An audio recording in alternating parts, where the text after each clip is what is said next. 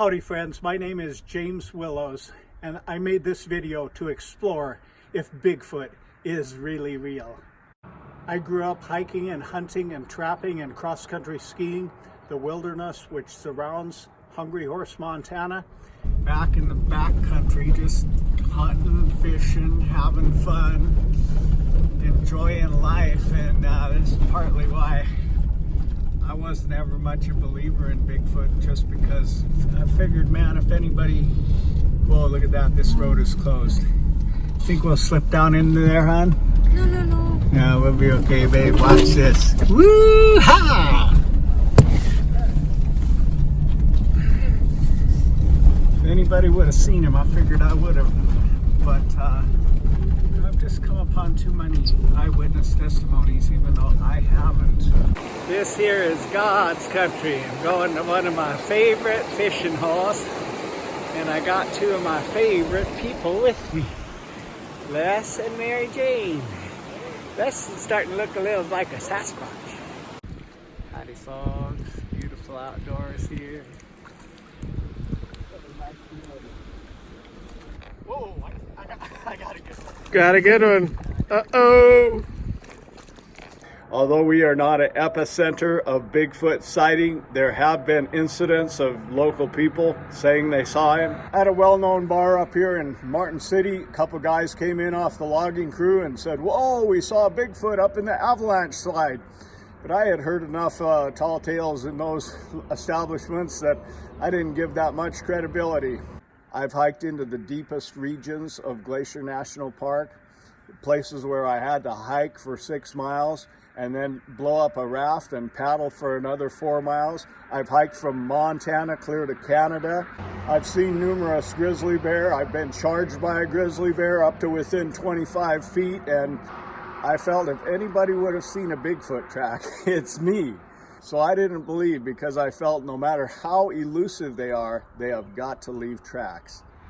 But then my hunting partner of several decades said, "James, I do believe, because my wife and I, we were golfing on Meadow Lake Golf Course in Columbia Falls in the early 90s. And she said, 'Whoa, did you see that? It looked like a bear walking on its hind feet across the fairway.' And he said, 'No, I wasn't looking in that direction.' But being an experienced Native American tracker, he went down into the stream area, immediately followed where the animal went, down into the stream bed.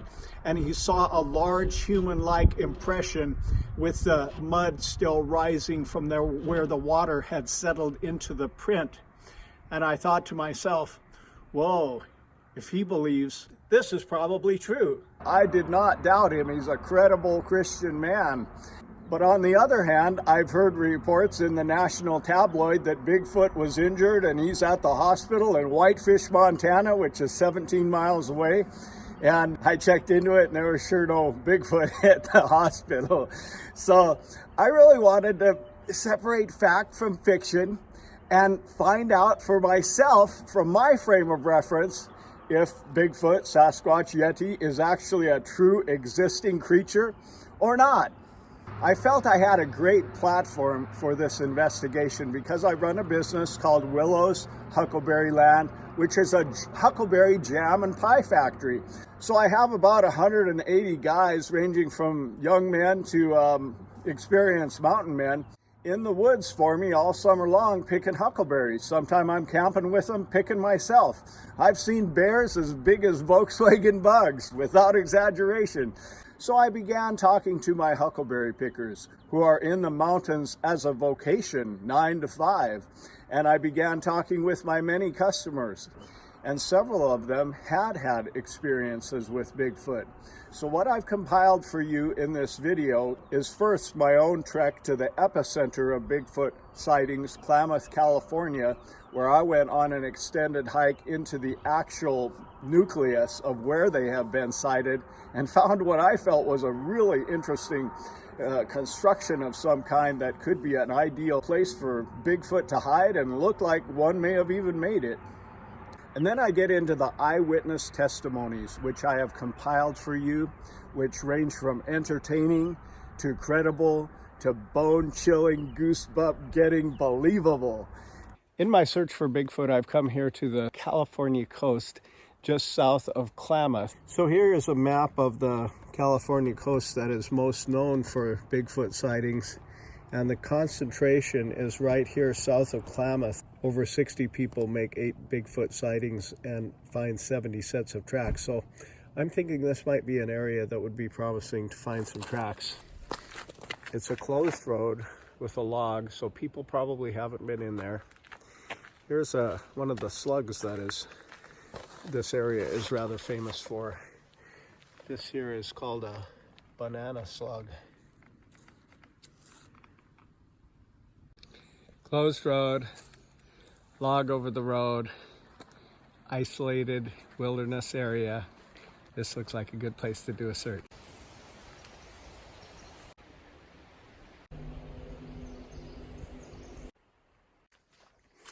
Right now I'm walking a closed logging road in the heart of Bigfoot country, really looking for tracks at this time. Plenty of spots I could be seeing some tracks. Then again, it's been raining pretty hard. This place is home to some sizable trees. That's about 8 feet across. Another banana slug moving his way stealthily across the street. I heard an unusual noise right up here. It sounded like it might have been a fawn deer, kind of calling out for mom. Look at that interesting growth. It looks like about a 17-foot redwood butt. It's having trees grown out of it.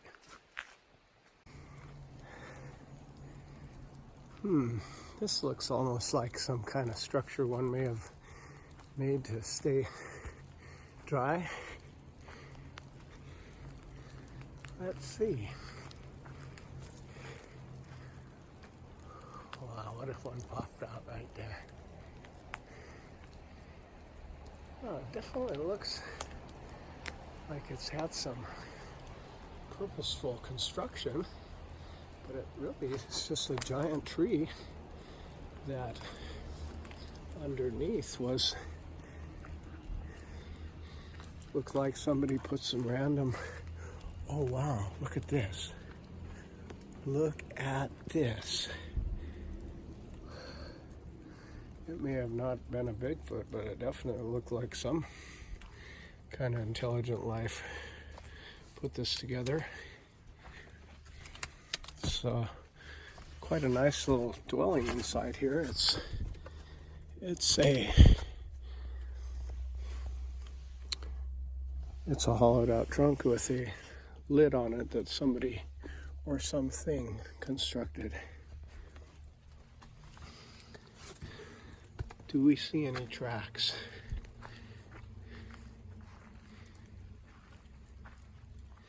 I was formerly not a believer in Bigfoot because I've hunted so much in Montana. Thousands of miles of hunting and hiking, and I never saw any tracks.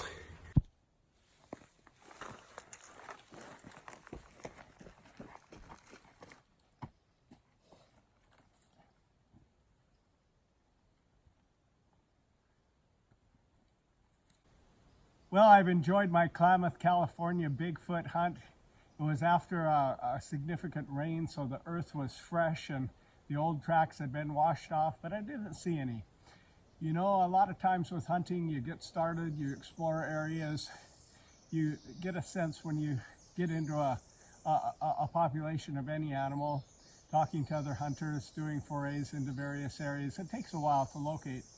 And this has not been a successful locate, but it has been an interesting and enjoyable trip in one of the areas near Klamath, California that's most famous for the sightings of the Bigfoot. Woo!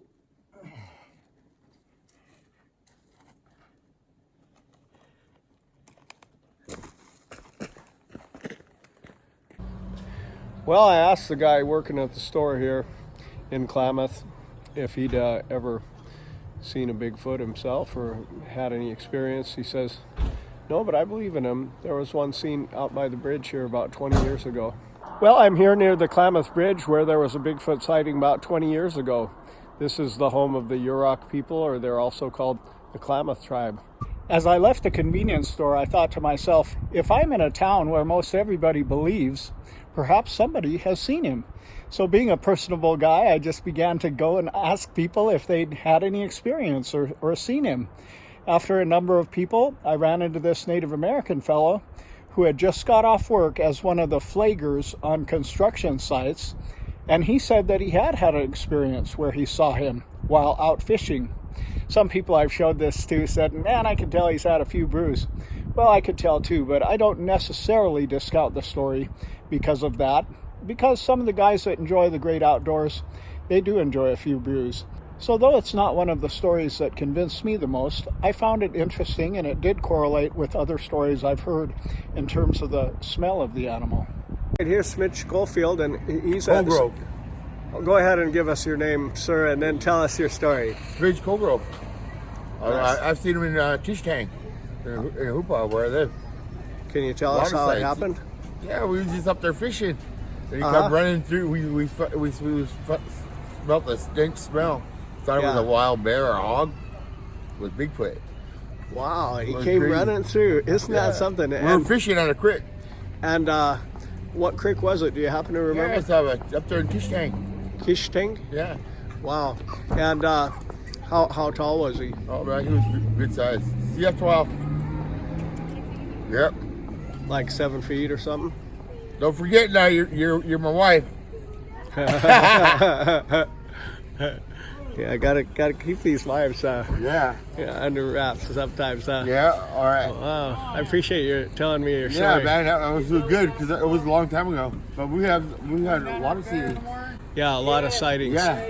How far away is that from Willow Creek, where you got your where the plaster cast of the feet are? Oh, they're right there at the museum, I believe. But how tall would you just guess the animal was? Oh, geez, man. Good size. About 10 feet, at least. About 10 feet? 9, 10 feet? 9, 10 feet, I don't know. It was good size, man. But he was all shiny and hairy. Shiny and hairy? No, shiny like mink. Yeah. Real black and shiny. Like everybody I've talked to that has seen him says the same thing about the stench. Yeah. Just really stinky. Yeah. Like I've been a hunter for years. Like a wild stink boar or bear. Isn't that something? Man, it stinks. Wow. Well, thanks. Yep. Appreciate you sharing your...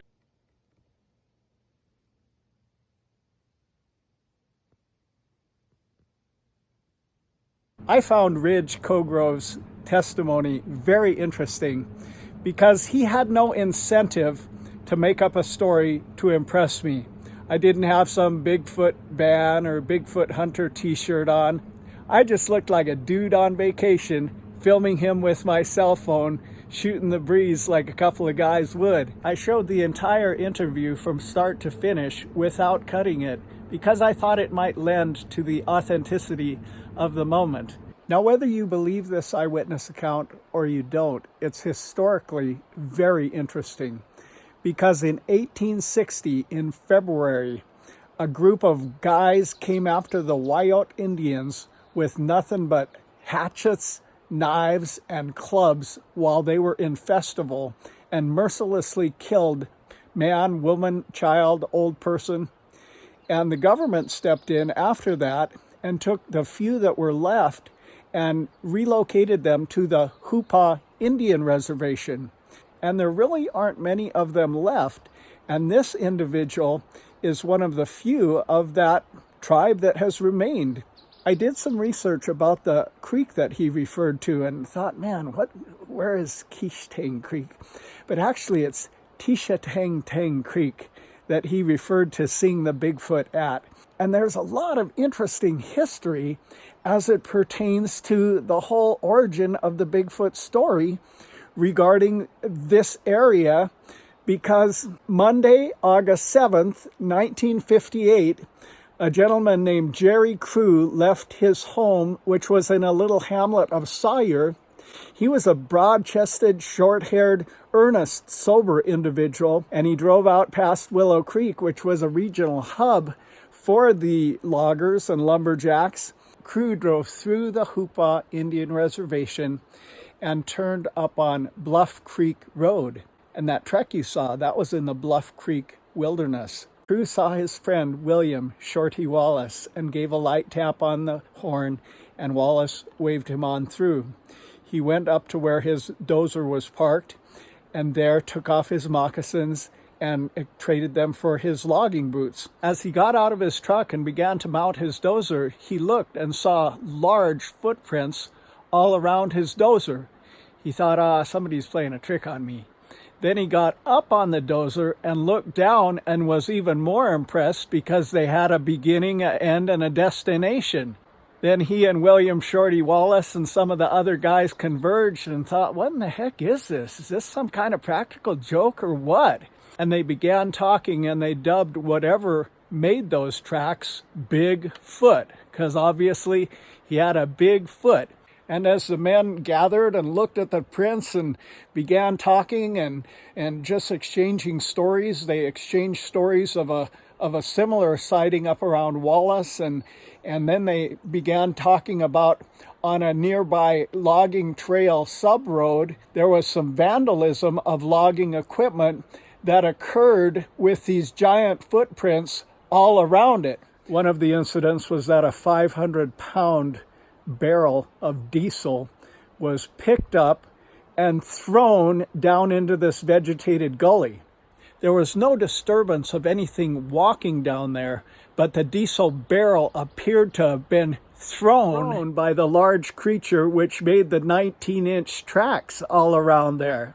As a very strong football player, my 208-pound son power cleaned 380 pounds. That's the same motion that would have been necessary for the Bigfoot to power clean this diesel tank and heave it into the gully. I think they were protecting their homeland. And the loggers continued to speak of another incident nearby where a 750-pound skidder tire was taken, carried off by the same animal that left the big prints and also chucked down into the gully. Jerry was just too taken back by these huge footprints and got some plaster and made some of the 19-inch casts that are still in the Willow Creek Sasquatch Museum to this day.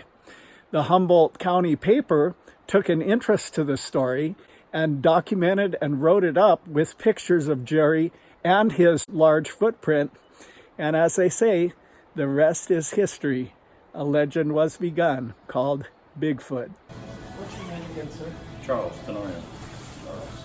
Tenorio? Tenorio?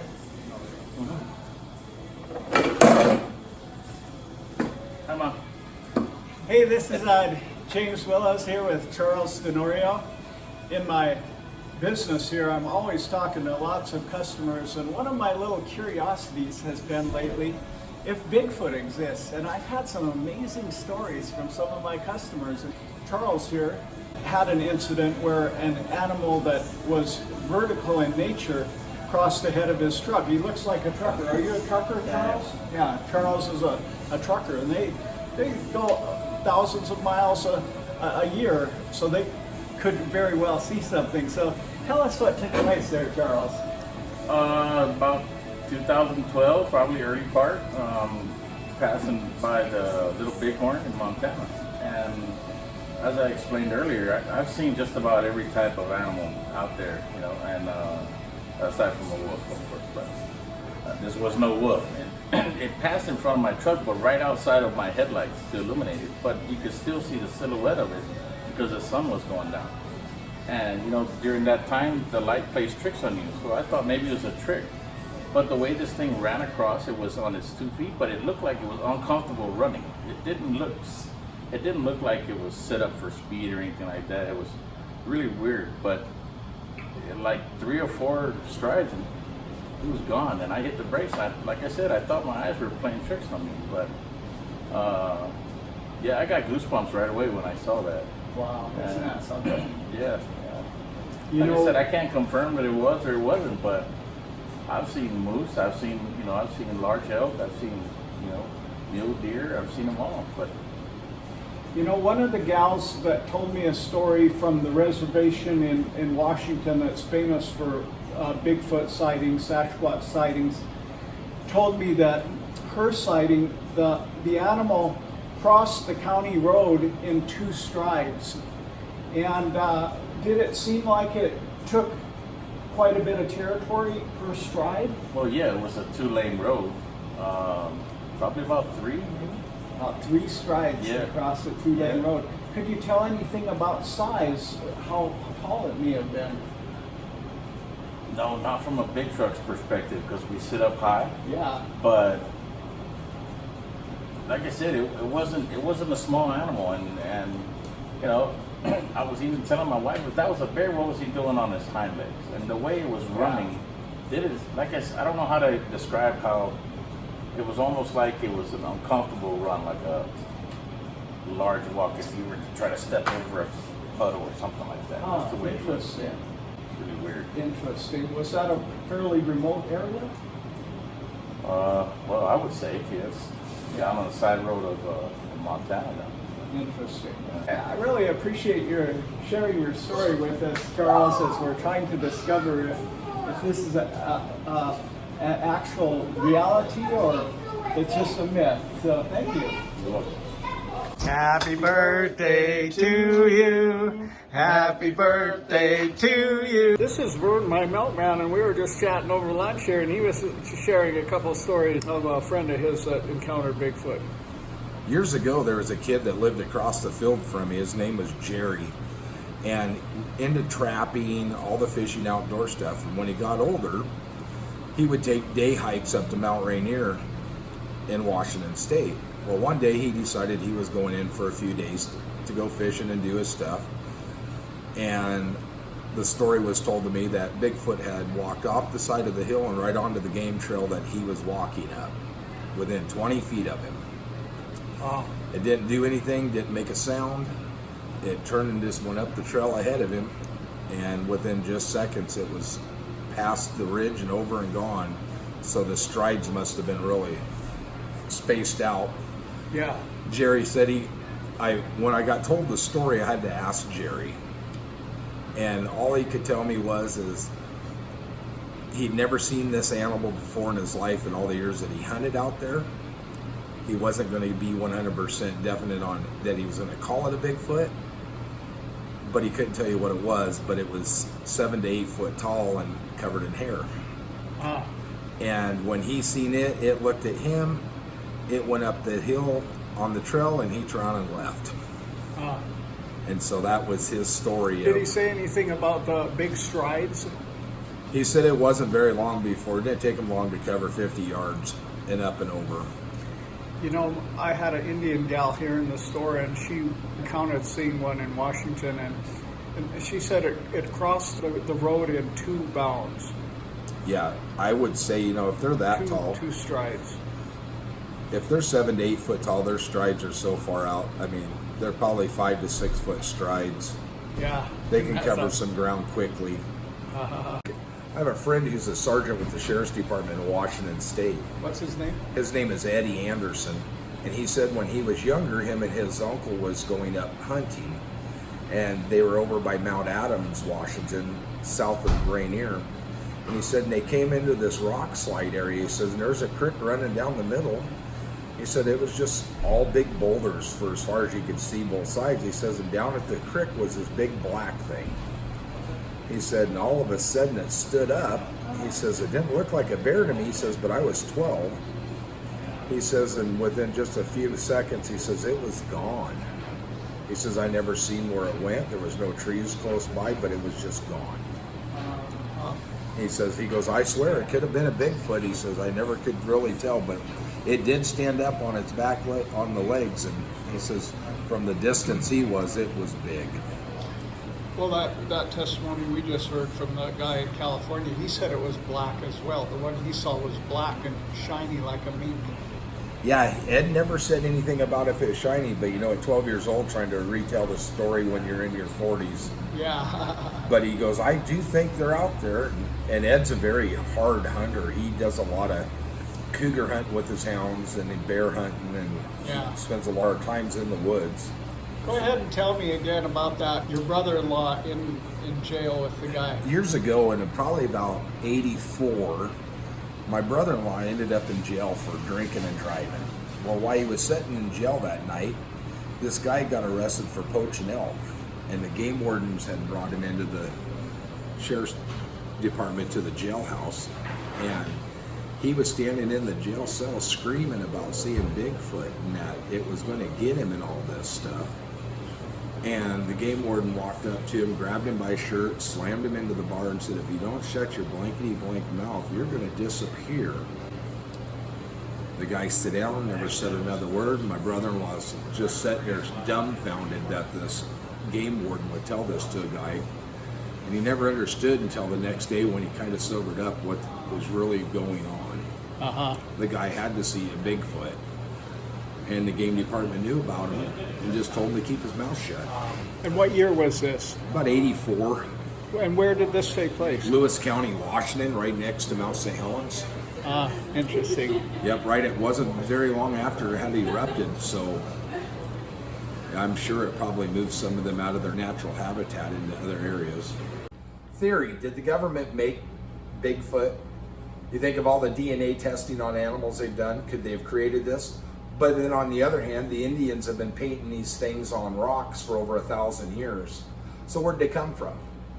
Are they a creature from outer space that come from a planet that was going to be destroyed and they decided to come to Earth? I mean, there's so many UFO sightings. Maybe they traveled here 2,000 years ago. But on the other hand, God did create all the creatures on this planet. So this could be something that's just eluded everybody. Makes you know think. what I find, Vern, is a lot of the Native American people are the ones who see them. A disproportionate proportion of my interviews have been with Native American people. Yeah, you look at the ones on the Washington and up on Alaskan coastlines who's painted them, who's had them on their wall for the last 600-700 years before white men have ever seen them. One of the gals that told me about seeing one in here said that on her reservation, the Bigfoot will come in and steal babies. I've heard about that. Down in Oregon, there was a show that talked about that. Isn't that something? And different people. There's a really good film where the guy from Oregon has one, and I think it was in 82 or 84, and I think it was on These Woods Are Haunted on the Travel Channel, where he shows an actual complete 100% clear video of Sasquatch within 40 yards of him walking. So that in the 70s, early and mid 70s, where I grew up in the Pacific Northwest, did a lot of hiking up in the woods of the Cascade Mountain ranges, and a couple friends of mine that were a little older, the guys that I grew up with, were brothers. They spent a week in the woods in the Cascades, and they said they were stopping. It was dusk. They were leaning on either side of the trail, and they heard something in the woods, and this big something or other walked across the trail, looked at them, and kept going. And it was on its hind legs, whatever it was. It wasn't like anything they ever saw. They got this really cold, creepy feeling, hairs up on their arms, and they just looked at each other and just sat there for about 40 minutes without moving. And then they got up and moved, and when we thought they were joking when we were kids, just trying to scare us. But a few years ago I was home and I asked about the story, and he kind of got this weird look on his face and said, yeah, it happened, don't know what it was, but you can take it for what it's worth. Did he give any idea about how big it was? Taller. Mark was 6'2", and he said it was at least a foot taller than he was. Wow, and where was that at exactly? It was in the Cascade Range, probably on the Pacific Crest Trail. Nice. Well, we appreciate you sharing your story. Anytime. So in all of my searching, I've never seen him yet for myself, but my original skepticism was based on never seeing a track. And then I was cross-country skiing with my son up on Big Mountain in Whitefish. It was snowing heavily, and there was about 5 inches of fresh snow on it, but we saw what was a track about that long that was 7 feet apart from each other. And it was rather interesting, and when I told people, they said, oh, that's probably them people that snowshoe up there. There's a lot of people that use those little snowshoes and snowshoe up around Big Mountain, but I thought, how are they stretching their stride out 7 feet? So that was kind of an interesting thing for me to see. Howdy folks, we're just kind of shooting the breeze with some of the guys that did my parking lot, and here we're talking with Chris Frito, and Chris had a crazy girlfriend that said she saw Bigfoot. Now, we've all had crazy girlfriends that said they saw different stuff, but we're going to hear the true version from Chris Frito. Yeah, I had this crazy girlfriend one time. I'm not going to mention no names. That's probably why. But they used to live down on the Flathead River down there, and they had this old barn that she claimed that she'd seen Bigfoot and one of its babies that used to enter and exit the barn frequently. Frequently? Frequently. Wow, did she give any idea of the size of how big he was? No, she didn't give no size, but she'd always wander off and be crazy girlfriend. And she'd have tracks down by the river. She used to go down the river all the time, and I didn't know if it was like real or an obsession, but she claimed she's seen it. And she also claimed that she'd seen the tracks down there. Oh yeah, yeah. Well, I was telling the guys here that when we were canoeing as young people, there was a very unexpected, strange explosion, like a huge rock being dropped into the water when we were camping on some of those islands there. And I don't know, it was a little bit creepy, but we never did figure out what it was. I'm not saying it's a Bigfoot.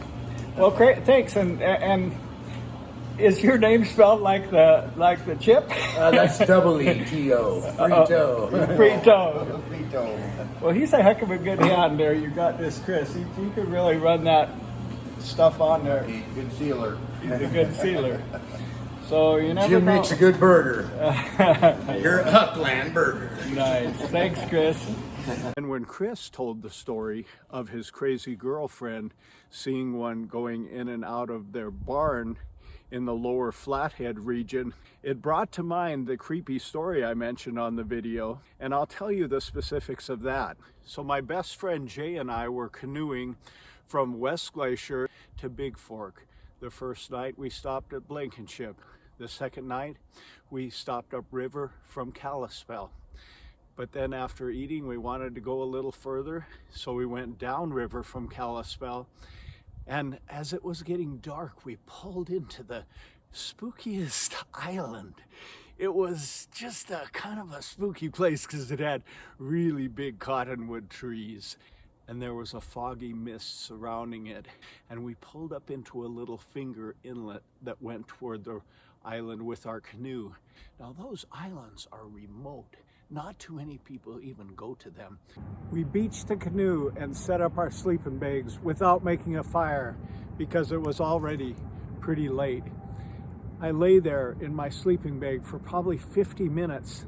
Something was giving me the heebie-jeebies because I just felt like I was being watched. And finally I said to Jay, are you sleeping? He said, no, something's giving me the creeps about this place.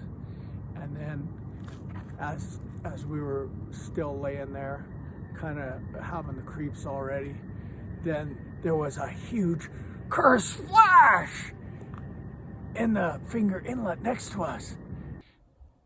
And I thought, whoa, what in the world was that? Now, Jay and I, we were some pretty tough young guys. I was probably 13, 14 at the time. Jay was 2 years older. He was a good wrestler. I was a boxer. We'd both done some street fighting together. This was before my conversion to Christ. One time we were at the South Fork Inn in Martin City, and a crazy Indian named McCurdy came screaming out of the bar with a 2.5-foot pipe. He was coming after us, and Jay just waded right in, grabbed him, and we took away the pipe, and we were all right. But he was a fearless guy. And yet, when I heard the splash, I said to him, Jay, did you hear that? He said, I sure did. What was that anyway? I've never heard a sound like that in my life. It was much bigger than a beaver tail splashing. I said, should we leave? And he said, no, we don't want to be on the river in the dark. So we just laid there, a little bit freaked, unable to sleep. And after about an hour, another kersplash. No rustling, no other sounds, just a kersplash. Because I never took the idea of Sasquatch seriously at all, I totally ruled that out. But the next day we looked around the mud in the Finger Inlet, but we didn't see any sign of tracks, of beaver tracks, of really anything. And to this day, I'm really mystified at what that could have been. But could it have been that in that same region that this woman was seeing tracks was the Bigfoot, and that they just chucked a giant boulder into the stream to scare us off from their place? It could have been, because a lot of times what I'm finding with this research is that where there has been a supposed sighting, there's other freaky things that are going on around that area. And told him that my hunting buddy's wife had seen one going across Meadow Lake Golf Course in the early 90s. Because he said, you know, other people have told me they've seen something out by the old aluminum plant. And then that time that I was up on Big Mountain and saw the tracks that were 6.5 feet apart and big like a small snowshoe, that's in that same region. So it makes me believe that in certain regions where there's been a lot of sightings, tracks, different things like this, that there's probably a certain amount of true stories and probably a certain amount of false stories, but there may be something to it. So here I am speaking with another customer that was not a believer in Bigfoot, but was up looking for bear in Glacier Park, and she saw something on 2 feet run across the clearing. So we're going to hear from Alexandra Meza. So I was out looking for bear at Glacier National Park, and the road currently is closed about 12 miles in. I'm going to the Sun Road, and as we were pulled over on the side across Lake McDonald, there's a mountain, and I was looking out into the mountains where there's trees and everything. There's a clearing somewhere in the trees, and I saw something run across. I probably saw it for maybe 1 or 2 seconds, probably 3-4 steps at most, and it was running on 2 legs. It wasn't like a bear. I thought it was a bear because of the color. Yeah. It had like brown fur all over. And then I turned over to my sister who's in the passenger side, and I said, I think I just saw a bear. And I started thinking about it, and I ended up Googling, do bears run on 2 feet? And they don't. They can stand on 2 feet, but they don't. So then I started thinking, did I just see Bigfoot? But I don't believe in Bigfoot, so I wondered if there was a trail up there or something that people run on, because there's trails all over the park. Yeah. But the odd thing would be, are they running like a full suit? Like it's all fuzzy and brown, and it's just crazy because I'm pretty sure I saw it. My binoculars, they have 20 times zoom, so I saw it really clear. It was a creature. Wow. It was tall, probably about 6 to 7 feet tall, which made me think it was a human at first. Yeah. But the Because color it didn't give the appearance of being ginormous, like bigger than a big man, or did it? Yeah, like a very, probably like tall as a basketball player. I'd say like, you know, Shaq size. Like people can be that tall, but not average. It's not like average height. Isn't that something? Yeah, Shaq size, that's something. And she was saying that it was about the color of this. Go ahead and point that out to us again, if you would, please. Yeah, it was like it had a slight orange hue, just like this, like dark brown. Dark brown, but a little bit orangish. Just like this. Yeah. And did you get a look at all at the face? No, it was running sideways. And you actually have a shirt out here that looks like a man running, like barefoot. Like Bigfoot, barefoot man. And that's kind of what it looked like. Just long arms and everything.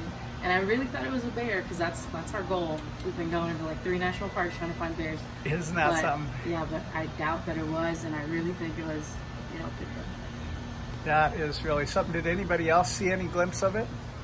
No, everyone was pointed at different places trying to see if we could spot a bear. It was there maybe 3 seconds. It disappeared behind some trees. It was like running? It was running. Did it look like it was running with a nice gait, a nice even gait, or was it like awkward running? It was awkward running, because it was kind of almost hunched over a bit. You know, the people I've interviewed that said they've seen what they thought could have been Bigfoot said that he ran kind of with an awkwardness, not like he was really set up for running that well. Mm-hmm. And also my hunting buddy's wife, who said she saw it, she thought it was a bear walking on 2 feet, because, you know, your mind's not programmed for seeing a Bigfoot. So what are you thinking now? How long ago was this? This was maybe an hour ago. Oh, just an hour ago. So what's going through your mind? You know, you said you didn't believe in I didn't Bigfoot. believe in it, and now I'm swearing up and down that I saw Bigfoot. Isn't that something? That's crazy. Wow. Well, that's awesome. Anything else you'd like to add about the creature? I guess it's time to start believing because it's crazy. This is the pose that I was talking about, hunched over, except it was running and it was facing forward, so I didn't see his face. It was just all hair. Wow. Did it look like he had a good physique, like he was a buff dude, or kind of like a really big creature? Wow. Could you see a big chest on him, or did he have a belly? Or Big chest, no belly. It was slim. wow. Yeah. You know, it was probably slim because of the winter that it's just been through. Probably extra slim. Isn't that something? Right in Glacier Park toward the end, huh? Up there in a clearing. Toward the end, right when we're about to turn around. Yeah. Isn't that something? So right now, if you had money to bet, would you bet that it was a Bigfoot that you probably saw? Yes. Isn't that I think something? so. I really do think so. That is amazing. It is. And you seem like a really credible person. You know, you seem like a level-headed person. What do you do for a living? I am actually an insurance adjuster. Yeah. So whenever there's big losses and stuff, I go out and look at homes that have been damaged and stuff like that. Wow, you seem like a real credible, sober person. This is really amazing to me. I'm sober, yeah. Wow. Are you looking through your binoculars or just with the naked eye? No, binoculars. Some pretty good ones, or? Yes. Actually, if you wait a second, I can go get them. So I actually saw with these binoculars, just got them recently. Yeah. They were almost about $100. It is 20 times zoom with 50 times magnification. Yeah. So you really can see clearly up that mountain and everything. And so you can see it pretty clearly, huh? And we were pulled over and we were stopped, so it's not like it was blurred or anything. I know what I saw. I saw it super clear, and it was definitely there. Probably 3 seconds, but it was there. And that Sister Hera was in the same car, and what did she do when she thought she saw the Bigfoot? I didn't believe her at first. I was like, you're lying. And then she's like, I swear to God, there's something up there. So I started looking myself for it, and I actually thought that it was over here, but I couldn't see anything. Up there, but I couldn't see anything, so I gave up. I was like, Yeah, she didn't see it at all. Oh, you didn't see it at all, but Yeah, but so- what was she doing? Was she like So- freaking out at all, or? so stare at that mountain for like a good 5 minutes. Yeah, because she was pretty sure. Yeah, she's Yeah. like, I know there's something over I stayed there. up there, yeah, probably a little bit longer, because I swore I saw something. I turned to her, I was like, I think I just saw Bigfoot. And Either she that or didn't it's really a thing. believe you. No, But she you didn't said believe you me. swear on your niece or something? Yeah, and then I said, Mom was religious, so I said, I swear on my niece's life that Yeah. I saw Bigfoot. And Mom was like, don't swear on them. That's fine, we'll believe you, but don't swear on that. That's how sure I was. Wow. So what do you think now? Do you think that she really saw Bigfoot? Knowing her? Is she an now honest that- person? Yes, I think so. Wow. So my sister was telling me that she does believe in Bigfoot because there's this Bible story about Cain and Abel, and it's two brothers where one brother killed the other brother out of greed or something like that. And she was telling me that God condemned, was it Cain? Cain. Cain. God Yeah. condemned Cain for the rest of eternity or something like that. Until his second. Until God's His second second return. Yeah. To roam the earth, like. And basically nobody would- can hunt him or harm him. Yeah, at all. basically he Yeah. can't die. He's just roaming the earth. She was telling me about that. I was like, that's Cain. She was like, that's that. Personally, what I think this is a reclusive animal that there's not many of them. Maybe there's 2,000 to 4,000 of them in the United States, and they're the world's champion hide and seek. Well, this is just really amazing to me also, because I didn't believe in Bigfoot at all, because I've gone so many miles hiking in Montana, and I figured if anybody would have seen a track, it's me. But then I began talking to customers like you, and I had several of them that said that they've seen Bigfoot for sure. One of them, the most convincing, it was wild. This gal, I believe her name was Mary, from Washington, from a lake over there that's well known for sightings of Bigfoot. And she and her grandma and a couple others were in a minivan just kind of parked by the lake there, and they saw the Bigfoot come out from the lake and cross the county road in only 2 steps and go up I said, wow, was it big? And she said, you better believe it was big to cross the county road in 2 strides. And then her grandmother called just after she told me, and she said, wow, I just told this store owner here about when we saw the Sasquatch. And she said, right when she said that, her mother got chills up and down her whole body because it was terrifying. He was a big and a terrifying creature. Because I was zoomed in all the way on the mountain. Yeah. And right when I saw it, it like left my vision. And you know, you're with binoculars, you only have a certain amount of vision before you gotta move. Yeah. So it left my vision. I took it off. I tried to see with my bare eyes, but I couldn't see anything. I went back up there, it had disappeared, just like that. Wow. Timeline of where we drove. Here's as far up as you can go on Lake McDonald, and you can see where we actually ended up turning around. Yes. And it was right around here where you're looking out onto these mountains where I saw something almost up along the ridge, about 3/4 of the way up. Oh, okay, so you were looking across the lake. Across the lake. Yes, and there's kind of been a burn back in there, right? Yes, some of the trees were bare, yeah. Yeah, and it was up on that ridge there. Up on this ridge somewhere right here, yes. Wow, isn't that something? It makes it a lot more believable when you showed me where you thought you saw it, because at first I know that country and I thought, whoa, that area around Lake McDonald on that side, it's super thick. I don't see how she saw anything going through a clearing. But when you say that you were looking onto the other side, it's really believable, because there was a fire a couple of years ago in that district, and it's open and you can kind of see what's happening, and it's a prime habitat for bear, or really just about anything. There's great berries, there's mushrooms, there's animals, good squatching. So you guys are from Houston, and you guys have been looking for bear in several national parks? Yes. So we couldn't see any at the Rocky Mountains. Then we drove all the way to Yellowstone. Then we came over here because this was like our last resource to see moose and bear. So Yeah, hopefully we're going to Washington tomorrow. and that's what you were doing when she saw the Bigfoot, is looking for bear. You've been Correct. kind of parking and looking in places where you were hoping to see bear? Yes, we almost drove all the way to Canada. Wow, isn't that something? Well, thanks so much for sharing your story. We appreciate that. Well, this is the next morning after Alexandra's sighting of the Bigfoot. And after sleeping on it, my friends, I am sure that she saw the Bigfoot. As you can tell, I'm probably a little skeptical in nature, and even during that amazing interview, I was asking her sister, what do you think? Do you think she was truthful? But after I slept on it, I thought, are you kidding? This lady is somebody who did not believe in Bigfoot, who is an insurance adjuster, whose job is to go out and assess and sort out fact from fiction. And she says, I saw Bigfoot. I believe her. So tomorrow, I am going out with my canoe, with my gear, to search the area. She showed me on Google Maps the exact area where she saw the Bigfoot. I would love to do it today, but I can't. Today I have my, wow, look at that, the breast's coming out. Today I have my business to run. I don't have enough help today. So I'll be going tomorrow when I have an extra employee coming into Huckland.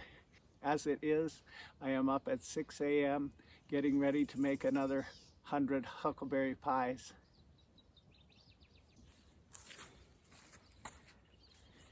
Well, friends, history has just been made. On June 8 at 5 p.m., Alexandra Mesa saw Bigfoot in the western region of Glacier National Park and reported it to me at my business Willows Huckland in Hungry Horse, Montana. This will go down as a historic sighting in Montana. Won't it, Lester? That's right. So Alexandra's sighting yesterday was really an answer to prayer for me, because the most convincing key piece that I had for this documentary was about 2 or 3 years ago when I was just beginning to believe, and I met a Native American gal in my store and asked her, you know, have you ever had any experience of Bigfoot or anything? I know you come from that area. She said, boy, did I.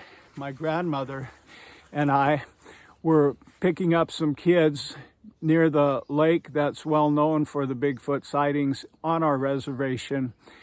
And the Sasquatch itself came out of the lake area, crossed the county road that was right in front of our minivan in 2 strides, went up on the hill, looked at us for a moment, and then disappeared. And I thought, wow, that's a pretty amazing story. And I could see the truthfulness in her face, just as I did in Alexandra's face yesterday. And so I asked her some more about the tribal lore involving the Sasquatch in her Native American reservation. She said, well, in the old days, the people would protect their teepees because there had been incidents of the Sasquatch coming into camp and stealing babies. And I thought, whoa, that's pretty amazing. And right then her phone rang. Her phone rang, and it was the exact grandmother she had been with. And so she told her, Grandma, I just told this store owner about the time that we saw the Sasquatch near such and such lake.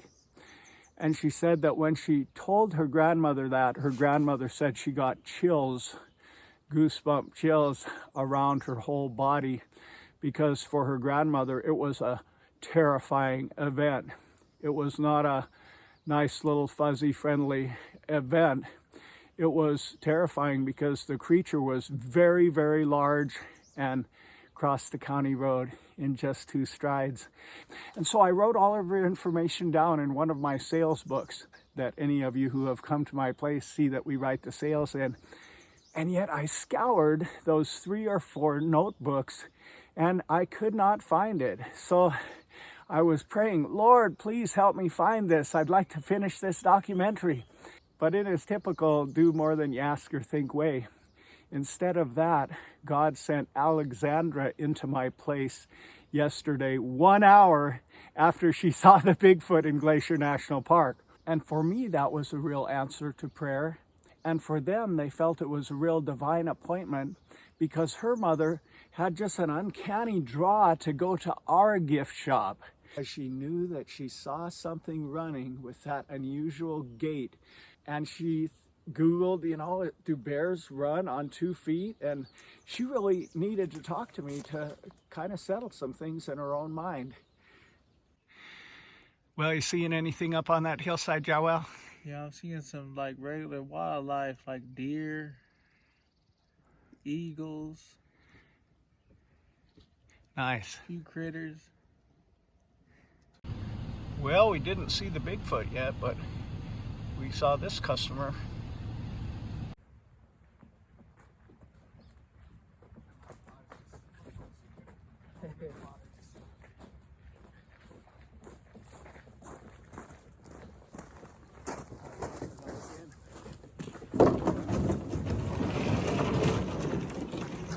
Well, we're heading out to check where she saw the animal at. That way, right? Yeah. Well, you know, Joel, one of the reasons I really feel this woman's story is credible is because this park was closed for at least 4 months because of the virus. Yeah. And the day she saw the Bigfoot was the first day that it opened. So what a perfect refuge for an animal that usually has to be very secretive and in hiding than a closed national park. But she caught him by surprise the first day that it opened. And it was a very rainy day.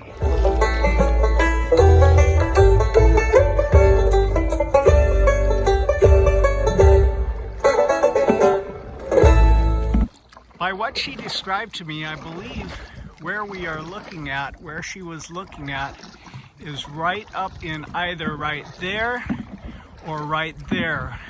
So that's where we're headed. These lush slopes are really rich with wildlife and vegetation. It seems to me a perfect spot. Yeah. Well, this is sure some beautiful country, isn't it? Yeah. Why don't we stop here for a minute and I'll scope it out with the binocs and you take that spotting scope and see what you can see. There's some white things up there. It may be the mountain goat. There's a whitetail straight forward right there. Nice. Can you tell if it's a buck or a doe? I just see its back part. Sweet. Got good eyes. We got us a frog right here.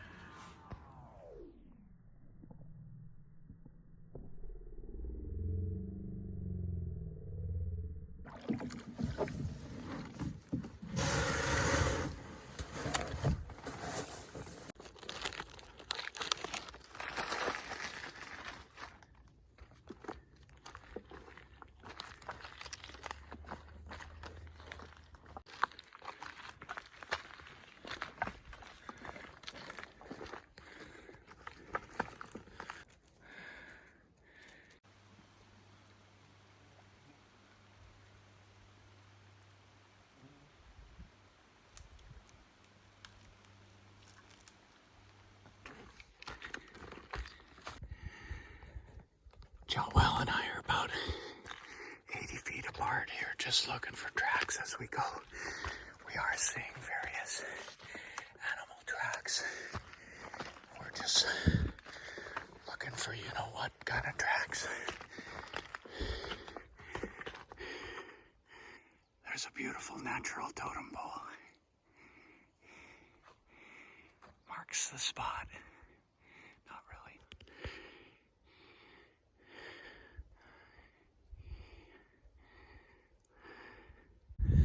Look at the size of that track.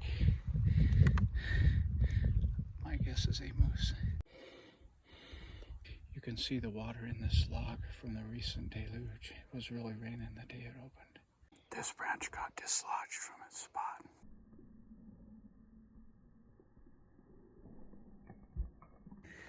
These fern are good eating.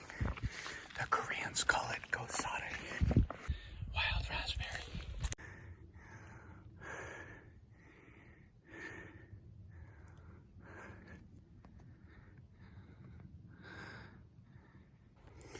One can hear a nice brisk stream down there. That's always a plus when considering animal habitat. We're gonna have to stay a little closer together up on top because it's prime grizz country. Yeah. I think the clearing she referred to is either there or right up here.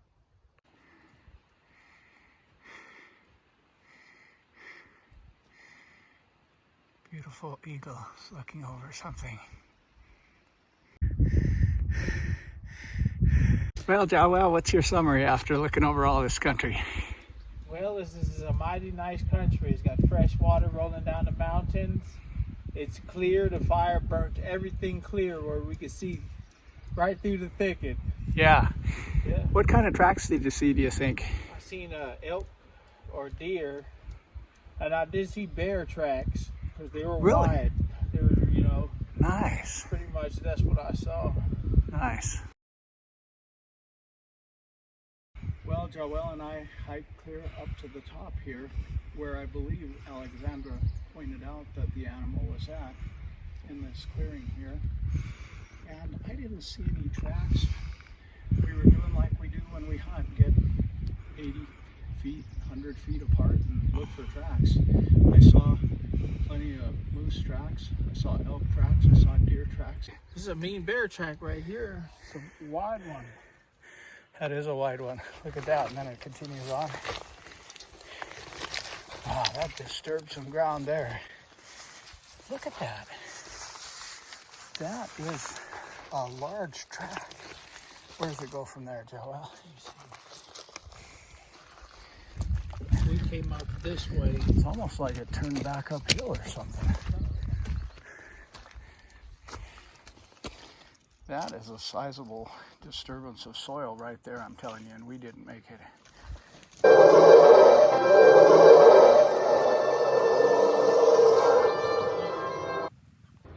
Okay, friends, let me tell you immediately what just happened.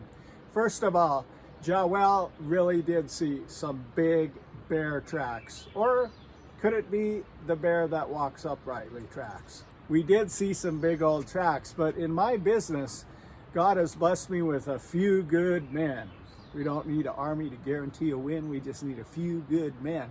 And so my wife and Tiara graciously gave us the morning off, but we had a little slow start, and we ended up on the mountain, up on the ridge at about 12:30. And so we knew it would be getting busy. So we were really hoofing it coming out of there.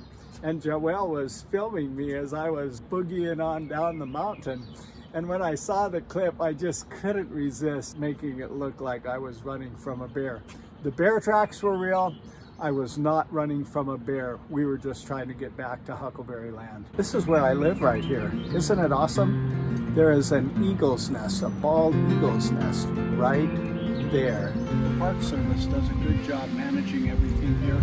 When this fire started, a lot of people wanted them to put it out, but look what a beautiful place it's created for wildlife and vegetation. Let me tell you of this feeling words just can't explain. She's a sterling silver lady with gold dust in her veins. She's gentle like a baby, she's wild like desire. She's a lady called Montana. Lord, she's ice and then she's fire. From the plains of the Powder River to the mountains of Columbia Falls, it would take you 15 lifetimes to ever see it all. She scares me when I'm with her, but without her I would sigh. She's a lady called Montana, brings a teardrop to my eye. Some kind of large track. It could almost be as large as a Sasquatch. Look at this baby here. There's that one, there's this one, and then it goes on over to here. There's another one of those rather big impression set. Now there's an unusual track, look at that. It almost looks like toes went in there. And here, that's big, that's big. Something made some big tracks. Those are considerable. Yeah.